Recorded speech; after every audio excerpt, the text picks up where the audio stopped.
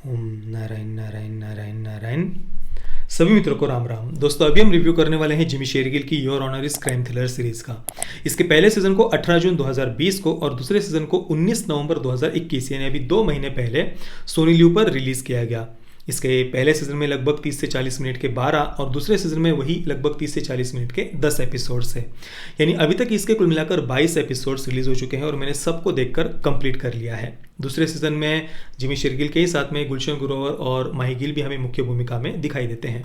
अब इसकी कहानी के बारे में संक्षेप में मैं आपको बताऊं तो एक जज का कैरेक्टर है बिशंग खोसला। जिमी शेरगिल ने कैरेक्टर प्ले किया है। तो जज बिशंग खोसला के बेटे से एक एक्सीडेंट हो जाता है। जिसका एक्सीडेंट हुआ है वो एक बहुत बड़े गैंगस्टर सतनाम मुर्गी का बेटा है। शुरुआत में तो बिशंग खोसला अपने बेटे को खुद पुलिस स्टेशन लेकर के जा रहा था, पुलिस को बताने के लिए कि भाई ऐसा ऐसा मेरे बेटे से हुआ है। पर वहाँ जाने के बाद में बिशंग खोसला को पता चलता है कि भाई जिसका एक्सीडेंट हुआ है वो एक बहुत बड़े गैंगस्टर सतनाम मुर्गी का बेटा है। अब अगर वो अपने बेटे को पुलिस के हवाले कर देता तो वहाँ पर बेटे के साथ कुछ भी हो सकता था। इसलिए फिर इसके बाद बिशंग खोसला अपने बेटे को बचाने के लिए कैसे अपनी नैतिकता को पीछे छोड़कर गलत रास्ते का उपयोग करता है, कानून का न्याय का कैसे वो दुरुपयोग करता है, अपने पद का कैसे वो दुरुपयोग करता है, ये कुल मिलाकर फिर आगे सीरीज में दिखाया है। मतलब ये सीजन 1 की कहानी है। सीजन 2 में जाने के बाद में ये जो सतनाम मुर्गी गैंग है, इसके साथ ये एक पंडित गैंग दिखाई है, एक और तरन तारन गैंग है।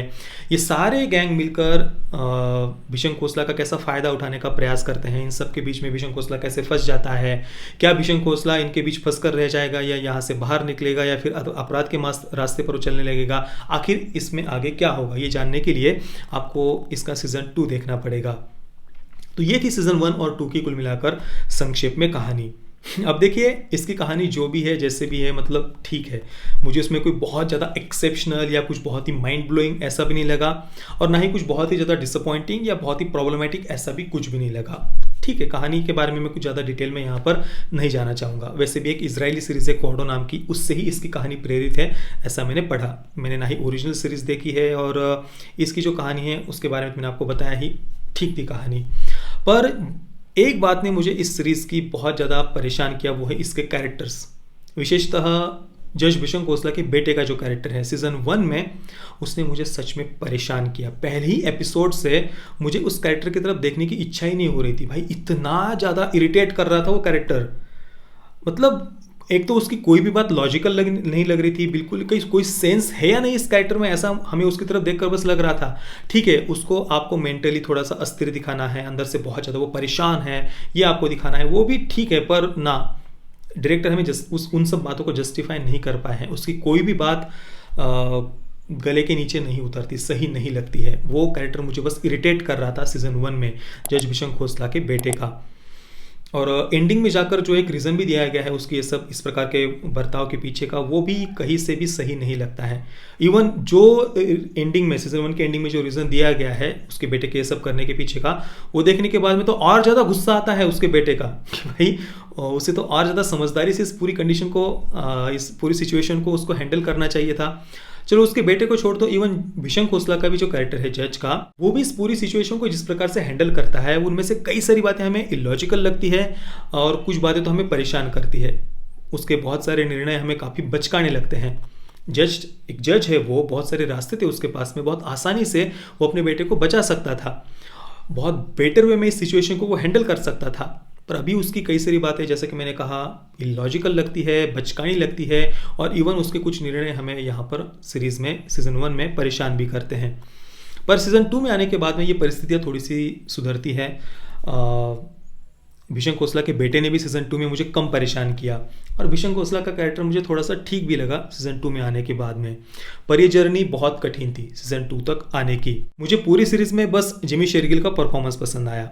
मैं परफॉर्मेंस की बात कर रहा हूँ, उनके कैरेक्टर को जिस प्रकार से लिखा गया है उसकी नहीं, केवल उनका परफॉर्मेंस मुझे पसंद आया। बाकी बात करें गुलशन ग्रोवर या फिर माही गिल की, तो उन्हें कुछ ज़्यादा करने के लिए नहीं था सीजन 2 में। और अभी भी सीजन 2 पूरा होने के बाद भी उन्होंने कहानी को कंप्लीट नहीं किया है। तो जिस प्रकार से सीजन 2 की एंडिंग थी उसे देखकर लग रहा है कि सीजन 3 भी आएगा। तो मैं कुछ मेरी उत्सुकता बढ़ाई है ये तो मैं नहीं कहूँगा, पर हो सके तो मैं देखूंगा सीजन 3 को भी। जज और उसके बेटे के केस के अलावा जो गैंग वॉर उन्होंने दिखाया है, सतनाम मुर्गी गैंग, पंडित गैंग, तरन तारन गैंग अ, उनके गैंग वॉर में, उनके क्राइम वर्ल्ड में भी हमारा कुछ खास उतना इंटरेस्ट नहीं बनता है। मतलब उस क्राइम वर्ल्ड को भी कुछ ज़्यादा उन्होंने एक्सप्लोर नहीं किया है। काफ़ी ऊपर ऊपर से कोई छोटे मोटे गैंग ही हमें ये लगते हैं। मतलब दिखाने का तो इस प्रकार से प्रयास किया है कि भाई ये जो गैंगस्टर्स है, ये जो क्रिमिनल्स है, वो उन्होंने पूरे सिस्टम को हाईजैक करके रखा है, पूरे सिस्टम पर उनका कंट्रोल है। पर जिस प्रकार से उनको काम करते हुए दिखाया है, वो काफ़ी बचकाने किसी सड़क छाप टपोरी की तरह उनका गैंग हमें लगता है।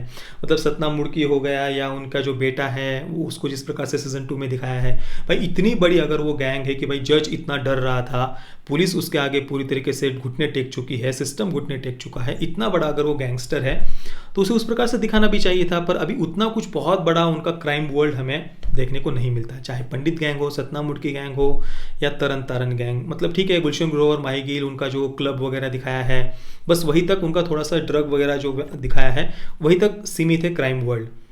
उन्होंने कैसे इस पूरे सिस्टम पर कंट्रोल किया हुआ है, पुलिस प्रशासन पर कैसे कंट्रोल किया हुआ है, उनकी इतनी बड़ी गैंग, वो सब बातें हमें इस सीरीज में उस क्राइम वर्ल्ड को उन्होंने एक्सप्लोर नहीं किया है कुल मिलाकर।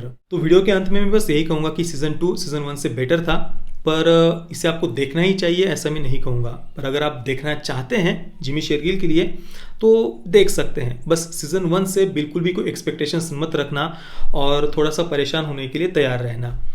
तो ये था कुल मिलाकर मेरा पूरा एक्सपीरियंस योर ऑनर के सीज़न 1 और 2 का। ज़्यादा मैं कुछ डिटेल में यहाँ पर इसके बारे में बात नहीं करना चाहता हूँ। मैं योर ऑनर के सीज़न 1 को दूंगा 4 आउट ऑफ 10 स्टार्स और सीज़न 2 को दूंगा 6 आउट ऑफ 10 स्टार्स।